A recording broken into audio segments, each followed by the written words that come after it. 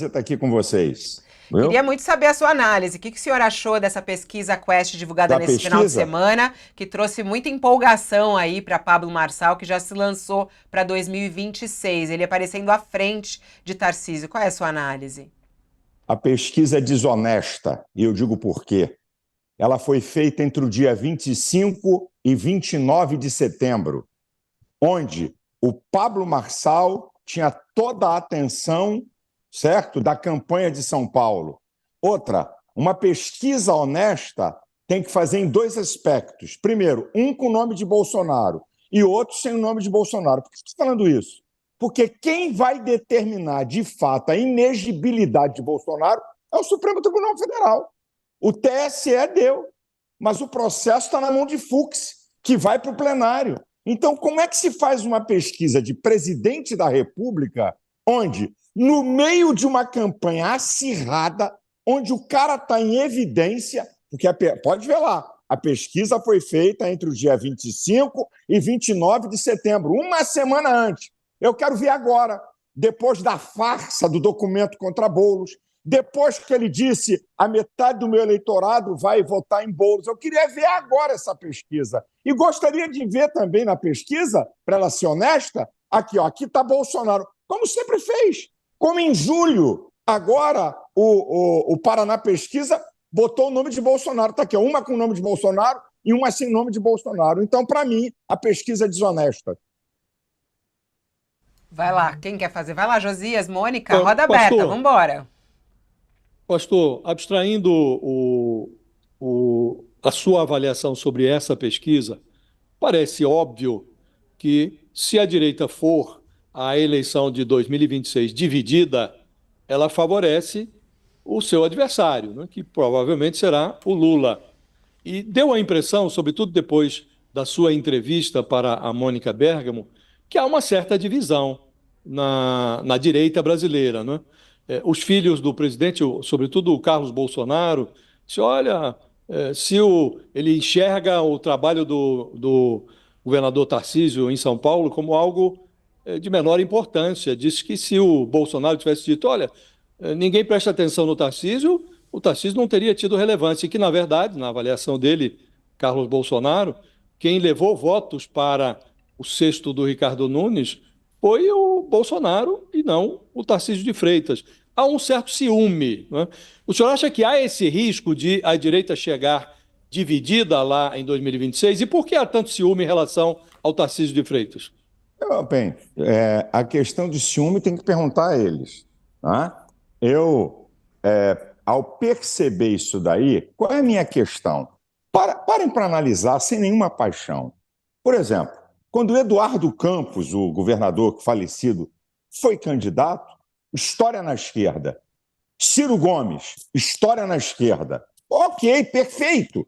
A minha discussão não é essa. A minha discussão é de um farsante que não tem história nenhuma. Pega aí, por favor. Eu não vou nem muito além. 3 últimos anos. Me diga onde Pablo Marçal se posicionou nas temáticas da direita. Em lugar nenhum. Então, para mim, é uma farsa. Agora, a questão de ciúme, dizer que Tarcísio não teve participação na vitória de Nunes, pelo amor de Deus. Se Bolsonaro teve, claro, podia ter mais. Podia ter mais. Tá? Por quê? E eu digo isso aqui, eu sou aliado de Bolsonaro. É o maior líder da direita, isso aí eu não contesto. Agora, autocrítica, eu aprendi a fazer, primeiro que eu não pertenço a partido político nenhum. Então, vamos lá, vamos analisar. Qual foi a minha briga antes de falar com Mônica Bergamo? Eu não fui desonesto. Eu bati com muita força no particular, em Bolsonaro e nos filhos deles. Você pega a rede social deles, não tinha uma palavra a favor de Nunes. Então, eu questionei isso.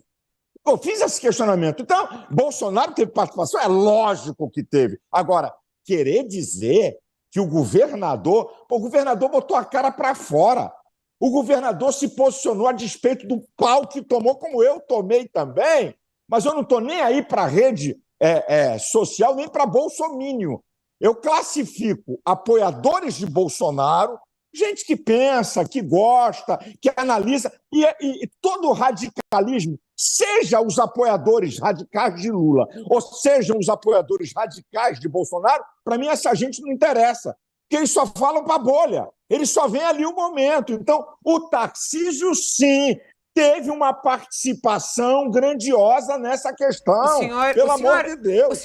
O senhor retira as frases duras que o senhor disse a Mônica Bergamo, dizendo que o Bolsonaro é um covarde, o senhor disse que porcaria de líder é esse que o senhor falou a ele. O senhor retira ou mantém essas críticas duras que o senhor fez a Bolsonaro naquele dia e falou, inclusive, que o senhor não é um alienado, e sim um aliado dele, né? Não é um bolsominion. Deixa eu dizer uma coisa para você. Se tem um cara que tem um linguajar solto, chama-se Jair Messias Bolsonaro. É o estilo. Quem é franco, fala desse jeito que eu falei. Mostra o momento da indignação. Agora, o outro lado da entrevista, que muita gente não viu, a Mônica tá aí, sabe? Eu falei, eu não vou rejeitar Bolsonaro por um ato errado da sua história, porque ele tem muita gasolina, tem muito café no bule da sua história. Nesse momento, desse ato, eu chamei ele de frouxo e covarde, porque eu achei, é minha percepção, é meu direito. E meu jeito, largar de falar no mundo evangélico, o pessoal sabe, eu como pastor, aquela encarnação de um religioso puritano, com medição de palavras. Não, eu vou falando aquilo que está no meu coração. E quem fala assim, muitas vezes exagera. Quando eu falei que porcaria de líder é esse, é que eu estava indignado que eu queria um Bolsonaro mais atuante. Essa foi a questão. E naquele momento, para mim, sim. Eu não estou dizendo que a história de Bolsonaro é uma história de covarde. Achando ele uma porcaria? Mas o senhor continua achando ele uma porcaria ou não? Minha filha, não adianta você querer isolar uma palavra minha que você não vai levar essa com muito respeito a você. A porcaria foi no momento. Meu jeito de falar em relação à atitude dele. Claro que Bolsonaro é uma porcaria. Quando eu falei que porcaria de líder, é uma expressão forte para dizer que líder é esse que não se posicionou nessa hora. Isso é força de expressão e honesta, sabe? Eu não maqueio palavras para saber o que a opinião pública vai saber. Primeiro que não é porcaria. A expressão minha é uma expressão forte para dizer que porcaria é essa de um cara, uma linguagem, o linguajado brasileiro que não se posicionou de força, mostrar que Agora, esse é meu candidato. É isso, querido. Agora, pastor, nada mais além disso. Me permite utilizar o seu raciocínio para projetá-lo para 2026. Nesse momento, o grupo ao qual o senhor pertence, o grupo da direita, o conservadorismo nacional, está diante de um dilema e precisa discutir esse dilema. O Bolsonaro está inelegível para 2026. Pode ser que ele obtenha uma anistia no Congresso, pode ser que o Supremo venha a derrubar a inelegibilidade do TSE, mas essas possibilidades são hoje possibilidades menos prováveis, né? E não se discute a alternativa. Aí surge esse que o senhor chama de aventureiro, que é o Pablo Marçal, como pode surgir, esse também vai ficar inelegível, muito provavelmente, mas pode surgir amanhã outro aventureiro que se aposse desse discurso de direito. O que eu queria lhe perguntar é se não parece ao senhor também uma certa covardia não discutir a alternativa, permitir que essa dúvida sobreviva e com eventuais solavancos durante o percurso. Já não era o caso de admitir, como o senhor mesmo diz, olha, o Tarcísio fez um papel em São Paulo, foi um papel importante. Não era importante já dizer de pronto, parece que todo mundo tem medo, o Tarcísio de Freitas é a alternativa para 2026, existe a possibilidade de que ele venha a ser candidato. O senhor defenderia essa hipótese ou acha que é também cedo para discutir isso? Deixa eu falar uma coisa para vocês. Eu não vi a esquerda discutir outra possibilidade com Lula preso e condenado. Eu não vi. Eu não vi ninguém do PT discutir quem é a alternativa. E Lula estava na cadeia, condenado em todas as instâncias. E vamos lá, vamos fazer análise fria. O STF condenou Lula porque não deu o habeas corpus. Depois de Lula preso, a segunda turma negou por 3-2. Então, o STF também condenou Lula. E eu não vi ninguém do PT discutir alternância. Agora, vamos lá. Inegibilidade de Bolsonaro. Bem, se o STF não liberar Bolsonaro, vai dar uma demonstração que é partido político. Quais são as duas causas da inegibilidade de Bolsonaro? Uma reunião com embaixadores, onde ele criticou a imaculada, santa, inerrante urna eletrônica, que o ministro Flávio Dino já disse cobras e largatos dela anteriormente. Então, a inexigibilidade é por causa disso. E outro, o presidente tem poder de convocar embaixadores. Segundo motivo, uso do poder político e econômico. Essa é a maior vergonha. Primeiro, o evento de 7 de setembro não foi no lugar da parada. Segundo, quem pagou o trigo foi eu. Então, é pueril, é vergonhosa a inexigibilidade de Bolsonaro em relação a Lula, que foi liberado. Pô, é uma coisa escandalosa se manter Bolsonaro inelegível. Então, eu acho que não é hora, por quê? Minha visão, respeitando o contrário, porque eu quero ver a decisão do STF. Na hora que o STF dá na mão de Fux, que vai dar o parecer, vai enviar para o plenário, na hora que o STF disser ele está inelegível, se essa for a decisão que para mim vai ser vergonhosa do STF, aí ok, aí eu discuto quem é. Agora, preste atenção nisso aqui. O senhor está desconsiderando nessa sua análise todo o contencioso que está no Supremo, né, que envolve tentativa de golpe de Estado. Que ainda não foi nem. Golpe? Que tentativa de golpe? Isso é uma vergonha. Sim, isso é uma vergonha. Mas isso não foi nem debatido ainda. Meu amigo, né, a esquerda fez muito pior do que isso e nunca ninguém disse que é golpe. Então, para mim é o seguinte, vamos ver. Tá, Bolsonaro está inelegível, eu vou partir agora para a tua pergunta e teu questionamento. Bolsonaro está inelegível. Não é problema aparecer 1, 2 ou 3 candidatos que tenham história na direita. Para mim não é esse o problema. Aí vamos lá. Aí vem o Tarcísio como candidato, o governador de Goiás como candidato. Qual é o problema? Eles têm história. Eu posso não concordar com um ou com o outro. Tem história, tem direito de ser candidato. Sabe por quê? Porque lá na frente é igual à esquerda. Pode ter Ciro Gomes como candidato a presidente? Pode. Ele tem história.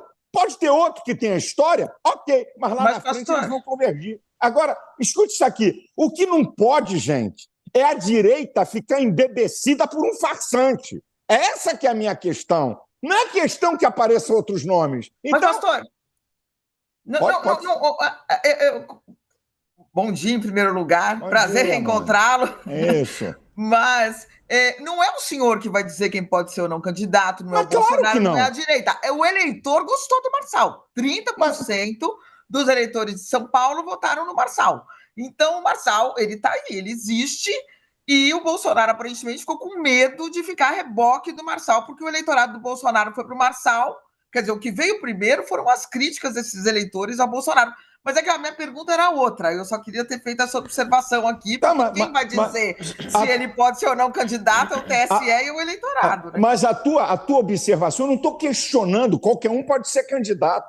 É um direito de cidadania. O meu questionamento é a direita ficar embebecida por um cara que aparece. Qualquer um que tenha história, ou na esquerda ou na direita, tem o direito. A questão é como a direita apoia um cara que não tem história. Essa é a questão. E pelo jeito está apoiando, né? Eu só quero ver o seguinte. Me dê um nome que a esquerda abrace que não tenha história. Eles não fazem isso. Tem que ter história. Não tem história? Tchau, benção, vai para lá. Eu queria fazer uma pergunta, só aproveitar aqui, que é o seguinte, a discussão sobre a direita. O senador Ciro Gomes disse que o senhor fez críticas ao Bolsonaro porque o senhor é uma pessoa execrável. Ponto 1. Aí o senhor respondeu... Ciro Nogueira, Mônica, você falou Ciro... O Ciro Nogueira. Poderia ter sido o Ciro Gomes também, que o linguajar é o mesmo. Mas o Ciro Nogueira falou que o senhor é execrável e o senhor falou que ele é a direita prostituta. Eu queria, em primeiro lugar, que o senhor explicasse o que é a direita prostituta, como é que o senhor vê a possibilidade do Ciro Nogueira ser candidato, inclusive, a vice numa chapa de direita, e se tem muita diferença entre o Ciro Nogueira e o Valdemar Costa Neto, por exemplo. O senhor vê diferença entre o Ciro Nogueira, que o senhor disse que é a direita prostituta, e o Valdemar Costa Neto, que se aliou ao PT no passado, que inclusive foi preso no escândalo do Mensalão aliado ao PT, e que também, como o Ciro Nogueira, apoia todos os governos, ou apoiou no passado. Sim, primeiro vamos responder, porque eu é que fui atacado. Eu não ataquei Ciro Nogueira. Ele é senador. Então vamos lá. Ciro Nogueira, qual é a moral que ele tem para me criticar? Nenhuma. Por quê? E aí eu vou sinalizar para vocês, porque ele não tem moral para me criticar. Ele é o maior lobista da jogatina nesse país, essa desgraça. Ele mais 3 votos, são 4, que não assinaram impeachment de Alexandre de Moraes e que agora curtiu o quê?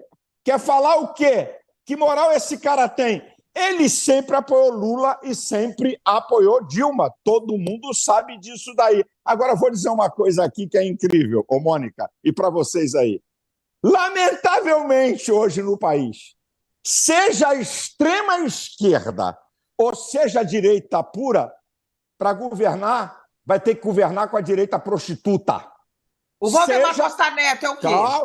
Mas calma. Por favor, seja a direita pura ou a esquerda radical, se quiser governar, vai ter que governar com a direita prostituta. Qual é a diferença de Bolsonaro para a esquerda? É que Bolsonaro não entregou uma estatal à direita prostituta. É que Bolsonaro não entregou um ministério de importância à direita prostituta. É essa que é a verdade que todo mundo tem que ter. Agora, a esquerda não. Como entrega não? O Ciro ministério Nogueira era ministro. Ministro de quê? Ministro de quê? Qual o poder que ele tinha? Da Casa Civil? Qual o poder? Foi Ministério da Saúde? Ministério da Previdência? Da Infraestrutura? Caixa Econômica? Banco do Brasil? Qual é a estatal que Bolsonaro entregou para essa direita prostituta? Eu digo para o senhor, pastor. Eu digo para o senhor. Por favor. Nem Bolsonaro, nem Lula, nem ninguém, porque quem vota é o povo. E o povo é o supremo poder. Se o povo bota essa direita prostituta lá, que ora está com Bolsonaro, ora está com a esquerda, ora está com a direita, lamentavelmente nós vamos ter que engolir isso. Até que um povo com conhecimento, até que um povo diga assim, epa, isso aqui é a esquerda de fato, isso aqui é a direita de fato, isso aqui não é nada, então não vamos votar. Então, hoje, quem estiver no poder, não adianta. Valdemar da Costa Neto, quem você citar aí de nome, não vai ter colher de chá. Lamento, mas essa é uma verdade. O que é a direita prostituta, na sua análise, pastor Silas Malafaia?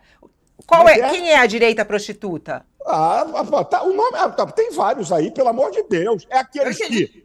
por favor, é aqueles que, num tempo, defendem Bolsonaro quando está no poder e depois defendem a esquerda quando está no poder. É aqueles que querem ministérios quando a direita está no poder e quando a esquerda está no poder também quer ministério. Essa que é a direita prostituta. Pastor, vai me perdoar a franqueza, mas o Bolsonaro entregou, sim, uma estatal a esse mercado da baixa política, a Codevasf. Entregou e esqueceu. A quem? Entregou coisa mais entregou a quem, amigo?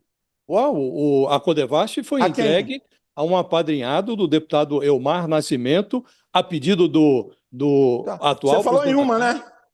Não, você está falando em uma, pastor, né? Ele entregou um orçamento, pastor. Já que você está respondendo a mim, não, deixa eu só perguntar. Que ele entregou para a direita? Deixa eu só perguntar e o senhor responde. Vai fazer a pergunta, pastor Silas Malafaia. Tem uma estatal, sim, que foi entregue. Ele entregou, mais do que isso, entregou o orçamento na prática. Ele criou, foi na gestão Bolsonaro, que se instituiu o orçamento secreto. Quer dizer, o presidente de então, o Bolsonaro, abriu mão da execução de um pedaço do orçamento. Né? E hoje, aí eu queria lhe perguntar, o Ricardo Nunes, que é a candidatura apoiada pelo senhor, tem lá uma coligação com uma dúzia de partidos. Né? Desses partidos, há 5 deles que controlam 11 ministérios e mais a Caixa Econômica Federal em Brasília. O MDB, o PSD do Kassab, que está também com o Tarcísio, União Brasil, esses chefiam 3 pastas cada um. Republicanos, uma pasta, o PP, o Progressistas, tem um ministério mais a Caixa Econômica. Então, estavam com o Bolsonaro, estão agora com o Lula. Obrigado! Esse é o pedaço prostituto da política. Agora, como resolver isso? Porque o senhor defende o Bolsonaro, mas ele estava até ontem. Ele entregou até o cofre do FNDE. Amigo, eu acabei de dizer, obrigado pela sua palavra, porque você só está assinando embaixo o que eu falei. Quem vota é o povo. É o povo que põe eles lá. Então, quem é? Você acabou de dar o referendo. Se Boulos for prefeito, vai governar com esses também, porque não tem saída. O senhor Pablo Marçal, na campanha, declarou: se eu for eleito, eu vou governar com vários partidos. Eu quero saber qual é o candidato hoje na atual política brasileira.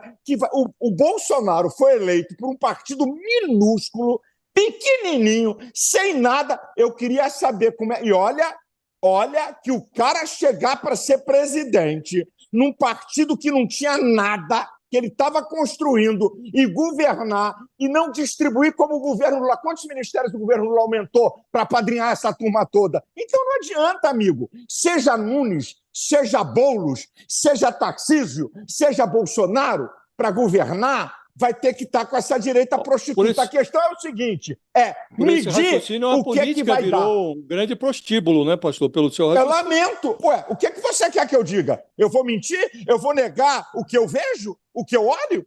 Porque se um cara, em qualquer nação democrática forte do mundo, tá, com democracias definidas e com ideologias definidas, é direita ou é esquerda ou é centro? Acabou o papo. Tá aqui. Agora, opa, me vendo para esse, opa, amanhã me vendo para o outro. O que é isso? O que é isso? Se vender para um e para outro. Eu estou usando uma linguagem forte, certo? Então, e por que acontece isso? Porque quem vota é o povo. Então, o povo é que vai ao Supremo Poder. Se o povo manda essa gente para lá, o governador, o prefeito e o presidente da República, se quiser governar, vai ter que fazer alguma concessão. O problema é o nível da concessão que está sendo dada. Para mim, essa é a questão. A Mônica tinha perguntado do Valdemar, né? E acabou não respondendo. Eu já falei, eu citei aqui. É só ver a história de quem era o Valdemar. O que ele apoiou. E agora apoia Bolsonaro. Agora, olha só, pastor, tem muitos religiosos que fazem a mesma coisa, né? Que apoiaram o Lula. O senhor mesmo apoiou o Lula, mas o senhor disse que apoiou antes dos escândalos. Obrigado. Continua mas o senhor apoiou. Ideologicamente, o Lula sempre esteve onde está. Deixa eu dizer para você, não, senhora. Sim, ele escondeu muita coisa que ele é. Não, senhora. Olha, Lula nunca entrou em pauta de costume lá atrás. Que história é essa? Outra, sabe quem eu apoiei em 1989?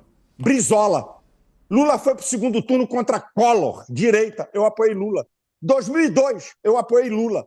Quando eu comecei a ver a diferença entre o discurso e a prática no Congresso, eu caí fora, porque o ser humano inteligente, ele analisa os fatos. Eu já apoiei gente errada, já apoiei, claro, porque eu sou um ser humano. Eu não sou líder partidário, eu já apoio. Uma coisa é você apoiar quando não há acusação, quando não há crime, outra coisa é você continuar apoiando depois do crime, né, Mônica? Depois que ser aprovado crimes de corrupção de alto grau. Nesse ponto... O pastor Marco Feliciano apoiou a Dilma depois de mensalão, depois de diversos O que eu tenho com o Marco Feliciano? Também a igreja faz isso. Isso é problema dele. Não é seu amigo? É problema... Meu amigo o quê? Um amigo que senta na minha mesa. Eu explico para ele, eu bloqueei ele no telefone. Um aproveitador de oportunidade, é o que é ele. Ele viu assim, ele quer ser candidato a senador. Bolsonaro disse, não vou dar. Me pediu, eu fui a Bolsonaro. Bolsonaro, o Marcos quer ser um candidato a senador e tal. Depois ele vê a possibilidade, esse cara aqui amanhã pode me apoiar para senador. Ou você acha que eu estou falando que no mundo evangélico não tem uma prostituição? Ou você acha que eu estou falando aqui? Agora, não, nesse ponto, só para entender... Deixa eu concluir a minha resposta. Conclui. Eu vou concluir a minha resposta. Eu não vim aqui defender a agremiação. Eu não vim aqui dizer que não há. Eu estou dizendo o que está acontecendo na política. E se tem algum pastor ou algum deputado evangélico que amanhã é uma coisa e amanhã é outra, é isso que eu estou dizendo. Bem, eu apoiei esse cara. Não tinha acusação nenhuma contra ele. Agora tem? Então qual é o meu caráter? Agora, o senhor concorda que existe, pastor, existe uma espécie de centrão evangélico integrado por pastores e parlamentares vinculados à igreja que oscilam conforme o governo. O senhor concorda que existe isso? Claro! Eu vou negar uma verdade? Amigo, eu não estou aqui para negar a verdade. A verdade é verdade. E o distanciamento dos evangélicos da esquerda, o que foi que aconteceu? Que rompimento é esse? Porque como o senhor mesmo falou, que já apoiou, né, mas que depois do caso lá da corrupção, não mais. Mas não foi só isso. O que aconteceu que a esquerda se desconectou de boa parte dos evangélicos? É possível uma retomada dos evangélicos para a esquerda, na sua análise? Eu digo por que não? Porque quando Lula vem em alto e bom som diz aquilo que historicamente combatemos, costumes, família e pátria. Ele disse no Foro de São Paulo do ano passado, não foi há 20 anos atrás, não. Eu apoiei Lula há 22 anos atrás, quando não havia nenhuma acusação contra ele. Então, é impossível, porque, olha só, quando Lula foi candidato agora a presidente, é isso que eles fazem. Mandou uma carta para os evangélicos dizendo que era contra o aborto, que é a favor da família, bababá. Primeiro mês de governo Lula. No primeiro dia, a ministra da Saúde derrubou portarias que Bolsonaro colocou para dificultar o aborto. Lula tirou o Brasil das nações que trabalham contra o aborto. Então, eles, na época da eleição, se transformam, se travestem. E hoje não dá mais. Hoje tem redes sociais. Então, o Lula, ele perdeu o espaço no espectro evangélico por uma questão ideológica e por uma questão de provas de corrupção. Não tem mais volta. Isso eu te garanto. Não tem mais volta da multidão de evangélicos para ele. Acabou. Tá aí. Uma análise, inclusive, em relação à direita e à esquerda e à retomada. Quando na semana passada, Valdemar estava falando sobre 2026, numa entrevista à Globo News, ele citou Eduardo Bolsonaro como um nome forte. O senhor também enxerga em Eduardo Bolsonaro, deputado federal, uma possibilidade para 2026, caso Bolsonaro seja inelegível? E continue inelegível, né? Porque ele está inelegível? Olha, o Eduardo tem me surpreendido. Ele tem amadurecido, tem tido boas posições. Ele fez uma análise agora da eleição americana sensacional, que eu não vi ninguém fazer, sabe? Mostrando os dois lados e o que está acontecendo na América, que a gente não tem o domínio da informação. Ele vai amadurecendo no processo. Eu não vou dizer, ninguém é descartável, na minha opinião, desde que tenha uma história na direita. Essa que é a questão. Então, o Eduardo, para mim, é os filhos de Bolsonaro que mais se desponta, sabe, com posições, com postura, na minha opinião, na minha visão.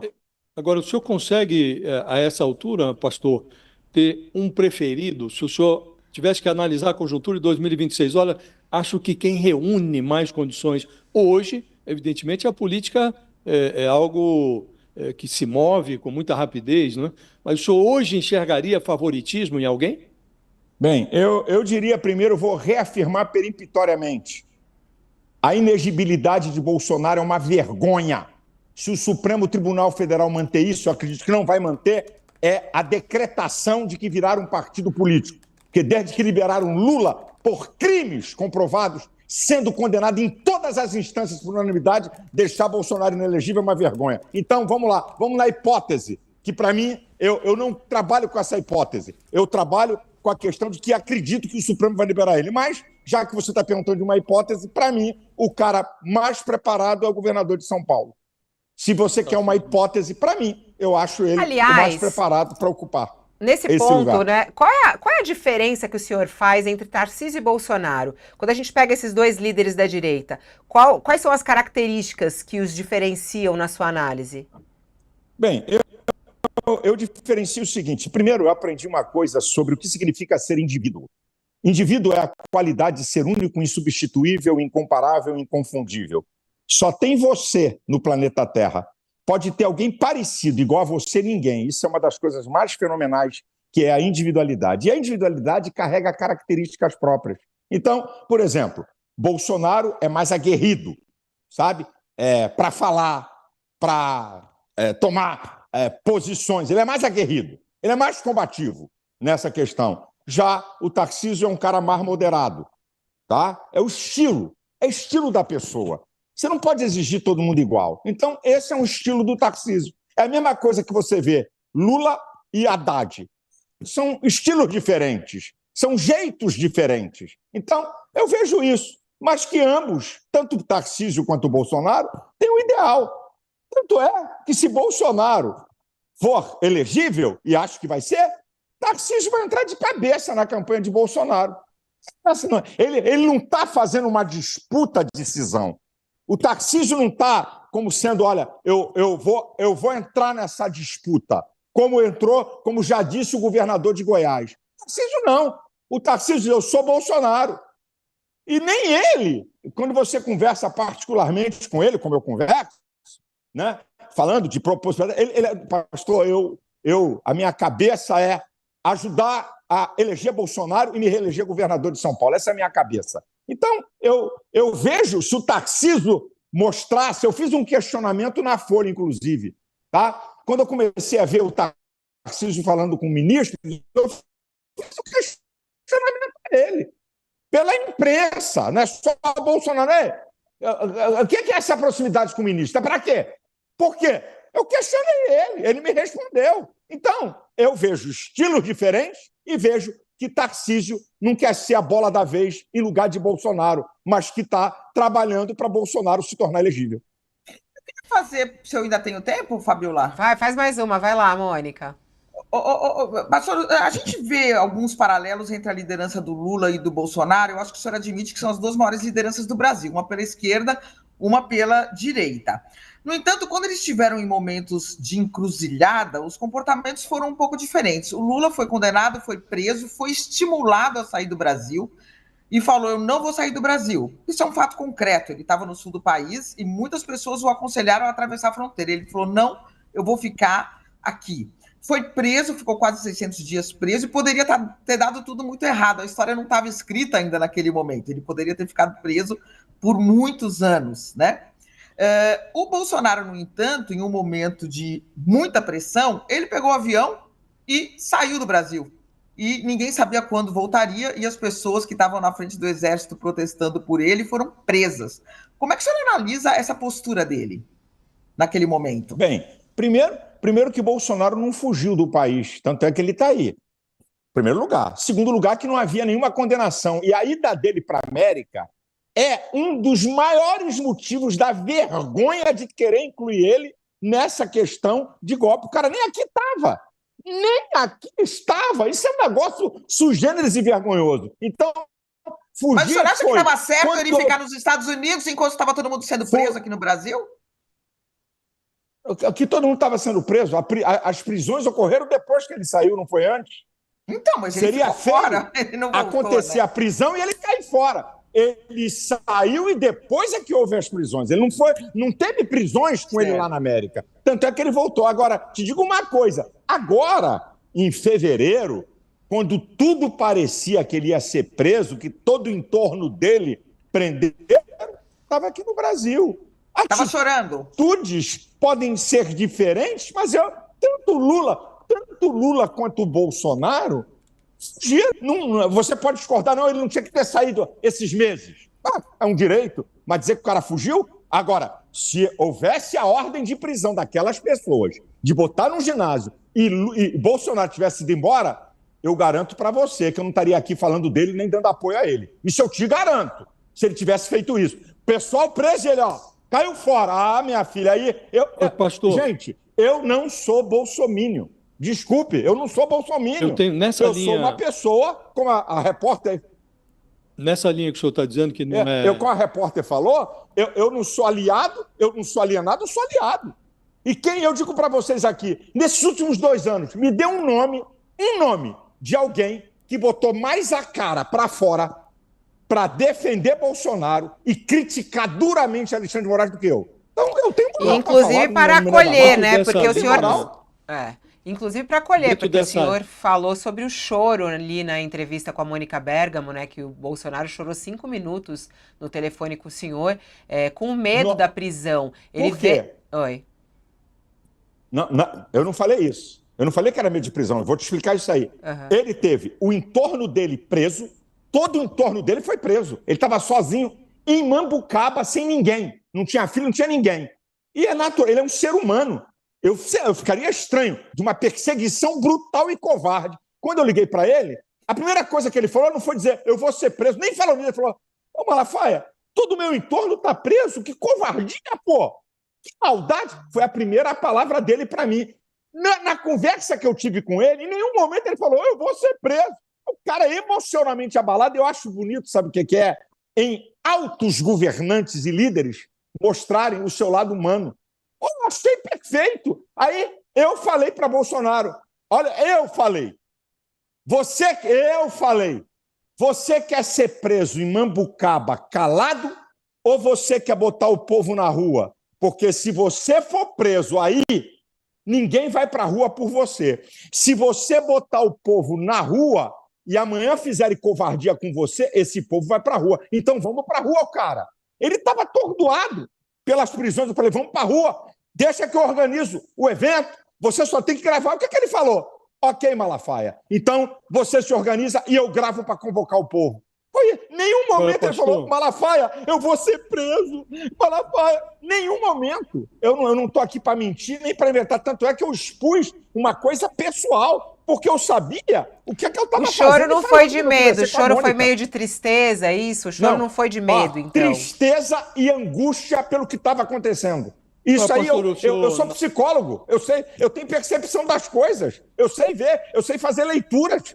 Eu li na hora. Cara, esse cara tá arrasado. Ele citou o nome do Felipe. O Felipe que foi preso, ficou 600 dias injustamente preso, uma das maiores covardias. Ele falou, prenderam o Felipe, o que esse cara fez? Prenderam gente aqui, seguranças meus. O que esses caras fizeram? Foi essa. Em nenhuma hora, em Cristo digo a verdade, não minto. Eu não uso o nome de Deus em vão, eu sou pastor e temo quando eu falo de Deus. Nenhuma hora ele disse, Malafaia, eu estou perto de ser preso. Nenhuma hora ele falou isso. Eu quero deixar isso bem claro. Agora, pastor, na linha da sua declaração de que não é bolsominion, que tem capacidade de analisar a realidade como ela o Bolsonaro está encrencado aí nessa investigação sobre a tentativa de golpe de Estado, por conta de uma delação do seu ex-faz-tudo, ex-ajudante de ordens, o Mauro Cid, e há 2 ex-comandantes militares, né, um do Exército, outro da Aeronáutica, dizendo que participaram de uma reunião na qual o Bolsonaro expôs a eles uma minuta de golpe. Né? O senhor acha que esses achados da Polícia Federal, esses detalhes todos que constam na investigação, eles devem ser desconsiderados? Isso não reflete uma realidade do que ocorreu no final da gestão Bolsonaro? Caro jornalista, minuta de golpe é a maior fake news da história. O comandante do Exército e o Globo que inventou isso, minuta de golpe, a jornalista colocou lá depoimento do ex-comandante do Exército, que Bolsonaro apresentou GLO, artigo 142, garantia da lei e da ordem, e apresentou o quê? Estado de sítio e estado de defesa, do artigo 136 ao 139. Que minuta de golpe? Isso dito pelo 8 horas de depoimento. Quem inventou a fake news de minuta de golpe? Essa imprensa bandida que tem lado. Eles é que inventaram isso, não tem minuta de golpe. Tem. Relatório... Momentinho, estou dando a resposta. Só um detalhe. Vai lá no relatório, da Polícia Federal, no comandante do Exército. Ele diz, Bolsonaro apresentou GLO, apresentou a garantia da lei e da ordem, apresentou a questão de estado de sítio, estado de defesa. De golpe. Apresentar um documento baseado na Constituição para consulta. O documento, o pessoal falou em minuta de golpe porque o documento estava em sigilo. Quando Alexandre de Moraes liberou matéria de manchete de Globo, ex-comandante do Exército diz que Bolsonaro enviou documento de GLO, estado de sítio, estado de defesa. Que minuta de golpe? Isso é farsa. Isso já seria estranho, né, pastor? Porque não acho. As urnas estavam abertas, o resultado proclamado, e aí o presidente, às vésperas da posse, queria fazer uma GLO e decretar. Ele não pode questionar? Está na Constituição. A Constituição não vale mais nada. Quer dizer, então, que se um presidente usar a Constituição, está errado. Garantia da lei e da ordem, artigo 142, qualquer presidente pode usar. Com que intenção vai se decretar um estado de sítio depois de uma eleição com o resultado proclamado? Ele enviou um documento para análise. Ele decretou? Ele não decretou. Ele enviou um documento para análise dos comandantes militares. Isso tudo está nas mãos da Justiça e vai ser investigado.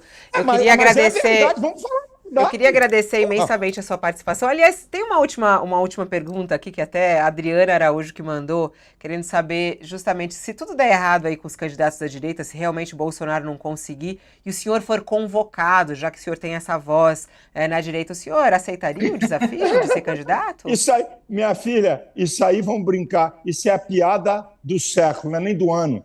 Jamais, eu tenho convicção do que sou. Eu sou apenas, quer que eu te diga, uma pequenina voz num mundo gigante dos evangélicos, que somos mais de 30% da população, e eu sou uma gotinha de uma voz de influência. Não sou o mais, não sou o único, jamais, eu não tenho nenhum interesse político, nenhum interesse de candidatar a nada. Essa que é a verdade absoluta. Tá aí. Pastor Silas Malafaia, agradeço a sua presença hoje aqui no UOL, a sua presença aqui no UOL News. Muito obrigada pela entrevista e até uma próxima oportunidade.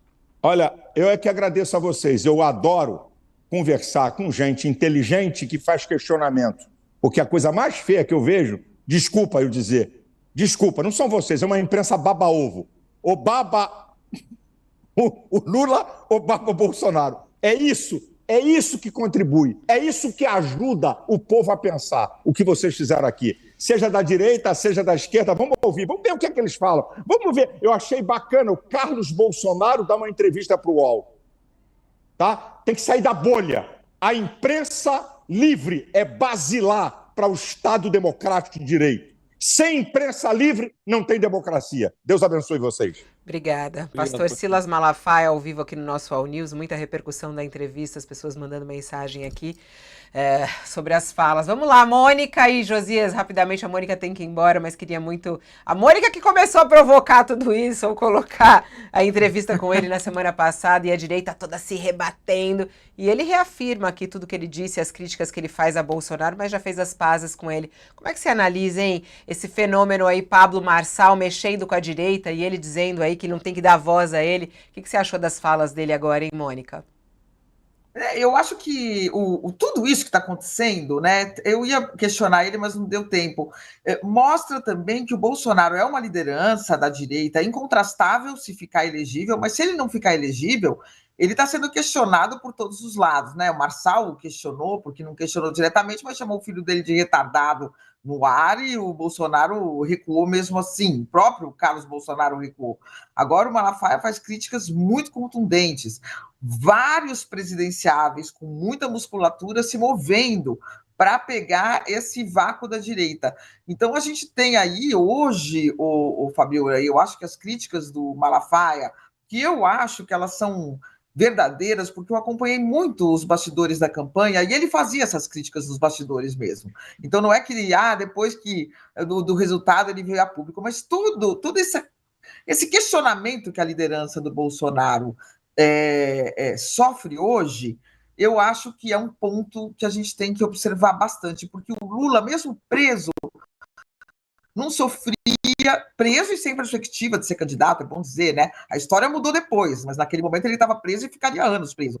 Ele nunca sofreu tantos questionamentos assim como o Bolsonaro sofre na direita. Então, muitos analistas estudiosos acham que o Bolsonaro, mais do que uma liderança que ele tem, obviamente, mas ele congrega um sentimento que está com ele hoje e amanhã pode migrar para um outro personagem, até pela característica de liderança muito diferente, né, que ele tem do Lula, né? O Lula é uma liderança que foram décadas e décadas e décadas e décadas a esquerda se organizando em torno do Lula e o PT hegemonizando, né, esse setor da sociedade.